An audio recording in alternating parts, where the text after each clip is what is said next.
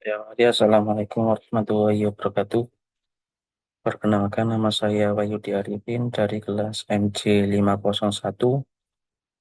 Pada kesempatan ini saya akan mempresentasikan tugas UAS saya di mata kuliah Hukum Bisnis dengan tema Strategi Penguatan Hukum Bisnis UMKM Indonesia dalam menghadapi tantangan bisnis global. Adapun materi presentasi yang pertama, latar belakang dan fokus identifikasi masalah. Kedua, pendekatan penelitian studi kasus. Yang ketiga, kajian teori. Yang keempat, hasil penelitian pembahasan. Yang kelima, kesimpulan dan rekomendasi. Dan yang keenam, kepustakaan. Latar belakang. Globalisasi ekonomi mendorong keterbukaannya pasar internasional dan persaingan usaha lintas negara. UMKM merupakan tulang punggung perekonomian nasional, meliputi penyerap tenaga kerja terbesar, kontributor signifikan terhadap PDB nasional.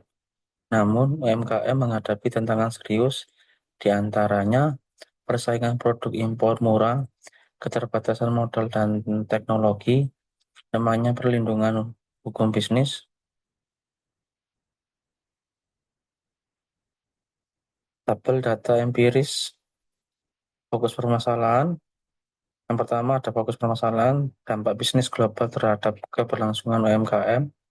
Kedua, permasalahan hukum bisnis yang dihadapi UMKM. Ketiga, peran hukum bisnis dan ekonomi kerakyatan dalam melindungi UMKM.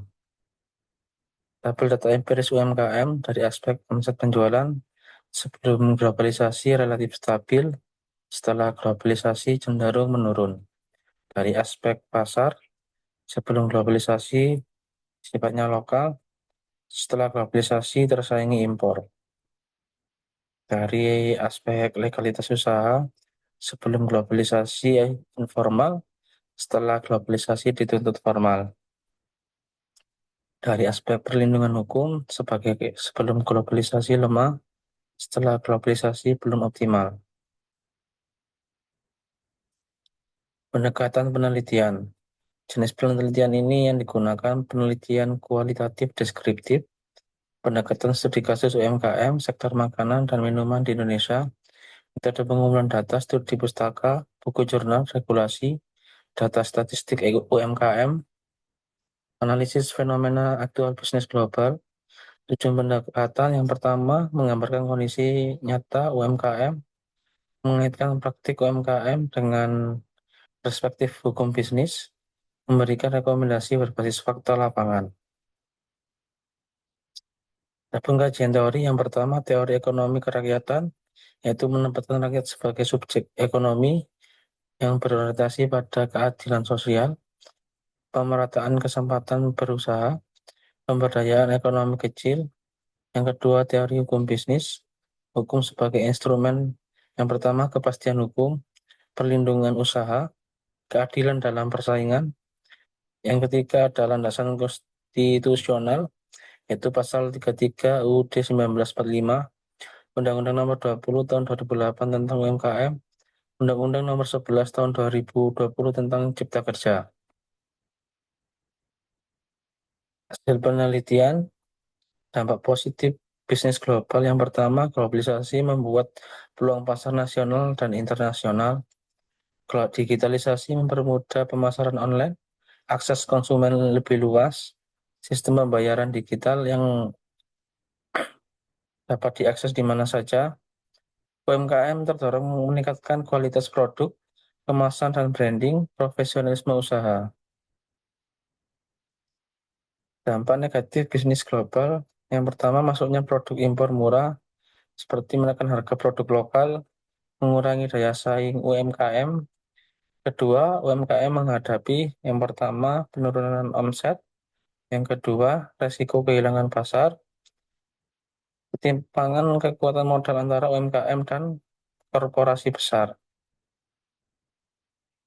Pembahasan perspektif hukum bisnis, banyak UMKM belum memiliki nomor induk berusaha atau NIB, sertifikasi halal, perlindungan merek dagang, rendahnya literasi hukum bisnis menyebabkan rentan sengketa, lemah posisi tawar kontrak, hukum bisnis berperan menciptakan kepastian hukum, perlindungan usaha kecil, persaingan usaha sehat. Peran negara dan strategi penguatan UMKM. Peran negara ada dua. Yang pertama regulator yang berfungsi untuk menyusun regulasi pro UMKM. Yang kedua fasilitator yaitu perdampingan dan pembiayaan strategi penguatan, penyederhanaan perizinan usaha, edukasi hukum bisnis bagi UMKM, perlindungan dari praktik persaingan tidak sehat, digitalisasi UMKM yang berkeadilan. Kesimpulan dari presentasi ini yang saya bawakan yaitu UMKM memiliki peran strategis namun rentan dalam bisnis global, penguatan hukum bisnis yang menjadi kebutuhan utama, teori ekonomi kerakyatan relevan sebagai dasar kebijakan UMKM. Rekomendasinya penguatan regulasi perlindungan UMKM, meningkatkan literasi hukum bisnis, digitalisasi ekonomi yang inklusif dan adil. Adapun daftar pustaka dapat dilihat di layar. Terima kasih. Sekian presentasi dari saya. Semoga bermanfaat bagi teman-teman semua. Kurang lebihnya mohon maaf. Saya akhiri. Wassalamualaikum warahmatullahi wabarakatuh.